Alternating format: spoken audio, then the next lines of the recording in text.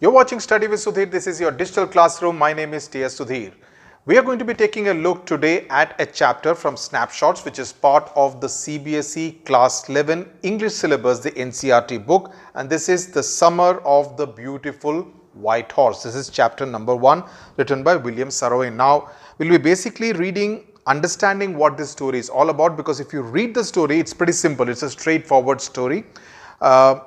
There isn't much of layering that we normally associate with chapters in the CBSE or the ICSE syllabus. Basically, it's narrated by a 9-year-old child called Aram, who is a member of the Armenian community, which is the Garoglianian tribe.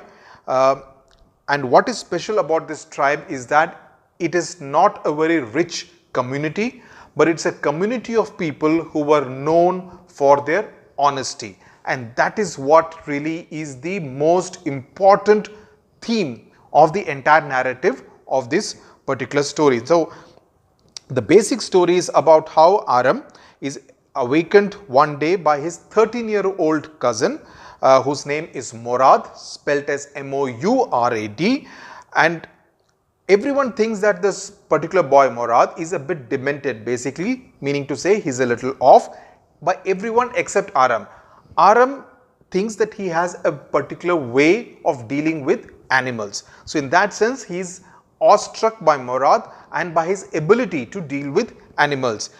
And that morning, he is astonished to see him sitting on a beautiful white horse. So, the white horse is introduced to the reader pretty much right at the beginning of the story. Now, Aram always was fascinated by the idea of also riding a white horse, but obviously his family is too poor to afford a horse.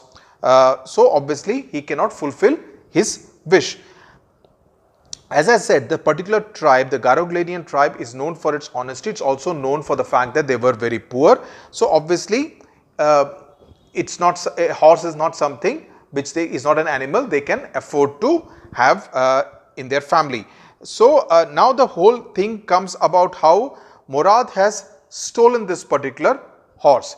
Now, the fact that he has committed a theft is antithetical to the idea of the honesty quotient of the entire tribe.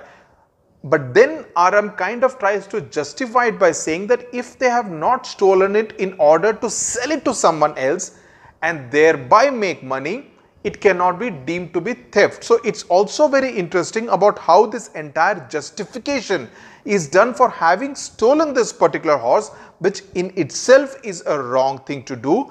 But the justification is that since it was not done to kind of result in any kind of financial gain for the children, therefore, it cannot be deemed to be a theft in the literal sense of the word, which is not something which many of us can really agree with. Now, then a bulk of the story deals with how the two of them actually enjoy the riding of the horse, and Aram obviously wants also to be perfect at riding, which Morad is, and he says that why don't we delay returning the horse to its rightful owner for at least a year, so that in the meantime I can also learn riding the horse. And Morad obviously thinks a year is too long a period of time. So, that is not something which he agrees to. Now, let us talk about the other character in this particular story, who is Uncle Khusro. Khusro with an E at the end. Okay. Now, he is deemed to be a crazy kind of a person, and Murad's crazy behavior is seen to be a take from his uncle, right?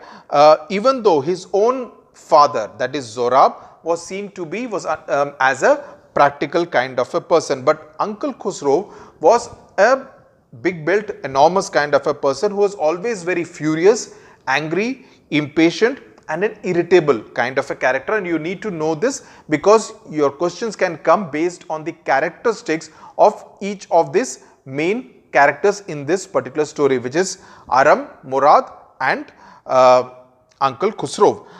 He would, for everything, he would ask everyone to stop talking and say it is no harm, pay no attention to it. So, that is something, it also introduces a bit of a comic element to this particular story, and it also shows how he is completely oblivious, ignorant about anything else that is happening around him, even when there are house is on fire, he says, enough, it is no harm, pay no attention to it. So, the other character who is a minor character in this particular story is John Byrow, who is the owner, the rightful owner of the horse, and he actually comes to Aram's house where it is disclosed that his horse has been stolen for the past many days.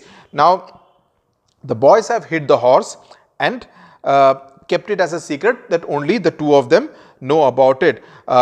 While Aram says that let it not be returned to John Byrow, the owner, for at least a year, Murad disagrees, and he says that since that's a very long period of time, he promises that he will keep it for a period of 6 months. So, he has a period of 6 months in which to learn to ride the horse. So, Murad would come daily to pick Aram to ride, and Aram continuously fell off the horse's back after every attempt. So, that's pretty much the middle part of the story where it is described what really happens.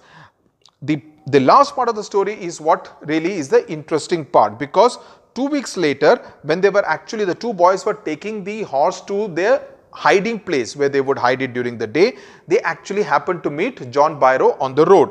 Now, the farmer is very surprised because he sees it immediately and recognizes it, saying that this is exactly how my horse looks, right? But because of the honesty, reputation for honesty of the tribe to which these two boys belong, he obviously cannot believe that the two boys could have stolen the particular horse. So, he says that the horse is the twin of my horse. So, it looks exactly like my own horse which was stolen, and therefore, it is like the twin of my horse. And he says that a suspicious man would believe his eyes instead of his heart. So, because he cannot suspect, because of the reputation of the tribe to which they belong to, he cannot believe, he cannot suspect them of theft of the horse. And that night, they return it to the farmer, that is John Byrow, and therefore, the Garoglianian's fame of honesty is what saves the two boys from any kind of infamy, in any kind of feeling of bad reputation that these two boys actually indulged in theft, even though they have kind of justified it to themselves that this is not theft unless and until they actually sold it and gained financially from it. So, the whole story is narrated from a child's point of view. That is something very important.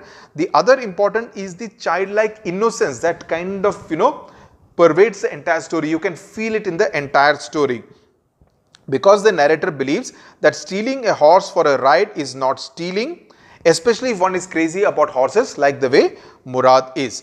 The story also moves at what is called, what we can describe as a very leisurely kind of pace. There is no hurried nature to the narrative in this particular story, and there are a whole lot of humorous incidents, as I said, which lend the comic element to the story, which is essentially coming from Uncle Khusro. Okay, so the other question that could possibly be asked, and it's there at the end of the story, the question which is there, whether did the boys return the horse because they were conscience stricken or because they were afraid. Now, these two boys are obviously poor Armenian boys, right? They belong to a tribe whose essential characteristic and hallmark was that of honesty and trust. But at the same time, they were crazy about horses, but horses were not an animal. Horse was not an animal they could afford to have as part of their family.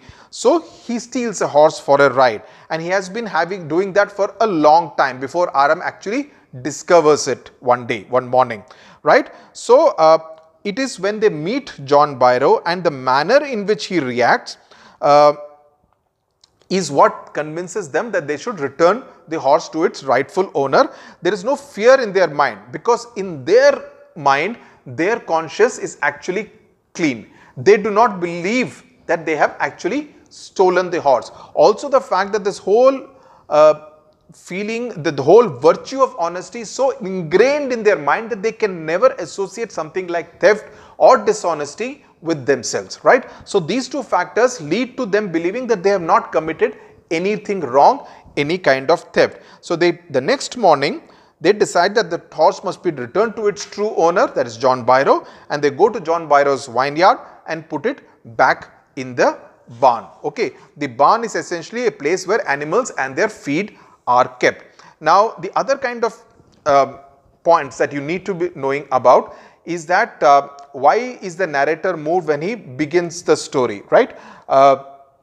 What's the reason? Now, it's also because he's talking about one day back there in the good old days when I was 9, right? So he's talking about a time which has gone by. So there is an element of nostalgia which is associated with this particular story. So, and he seems to think of that time when he was 9 years old, when his cousin was 13 years old, as a delightful time in his childhood. The other thing that you need to know could be asked is about the unique traits of the Garoglianian tribe, because that's really the most important element as far as this story was concerned. Now, basically, first point, they were honest. They were men of very simple faith. They were essentially poor people, but they were contented with their guests with feeding them with coffee and tobacco, right? And they believed in the essential virtue of living a good life in that sense, right? And because they were very proud of the fact that they were known to be, they were famous for being very, very honest and essentially being able to distinguish between what is right and what is wrong. And therefore, nobody in the world could even think that they could actually deceive anyone in the world. Now, the other thing which you need to know is that what does the narrator mean when he says that the distribution of various kinds of spirit of our tribe had been from the beginning capricious and vagrant. I would like to highlight this particular paragraph which is on page 3, the third page of this particular story. Now, capricious as a word basically means being impulsive, something which is somebody who is unpredictable. Vagrant essentially means not fixed. Vagrant, vagabond again means somebody who keeps wandering around, right? So, something which is not fixed or rooted to a particular place. So, my cousin Murad was considered the natural descendant of this man, that is Uncle Khusro, although Murad's father was Zorab, who was practical and nothing else. So, but he had not taken his traits from his father, but more from his Uncle Khusro. That's how it was in our tribe. A man could be the father of his son's flesh, but that did not mean that he was also the father of his spirit. Meaning to say that I may not take the traits from my father, but from someone else in my extended family. The distribution of the various kinds of spirit, as in traits, of our tribe had been from the beginning capricious and vagrant, meaning impulsive, unpredictable and not fixed. So, basically the narrator means to say that in their tribe a child does not necessarily inherit this spirit from his biological father, and he is giving the example of Murad and Uncle Khusro. Okay. The other kind of questions that you would need to know is that why did the narrator insist on keeping the stolen horse for a year, and why did Murad oppose the idea? Basically, he wanted that much time to be able to learn to ride because he was struggling to ride the horse, the white horse, and that's why he insisted on keeping it for a period of 12 months. But Murad insisted that the horse must go back to its original owner because he did not want any member of the Garoglianian tribe to be accused of stealing. Now, the other words which you need to know, it says, I got down and my cousin Murad kicked his heels into the horse and shouted, Wazire, run. Now, what does it mean? A word in Armenian meaning run. Okay, that's how it is, the horse is referred to. The Garoglianian is an Armenian tribe. Sari is a light four-wheeled carriage, which is another word which you should be aware of. So, essentially if you read the story is very, very uncomplicated. It's a very easy kind of a read through this particular story. It shows about the innocence of these two young boys, to these two young children who have this fascination to ride a horse.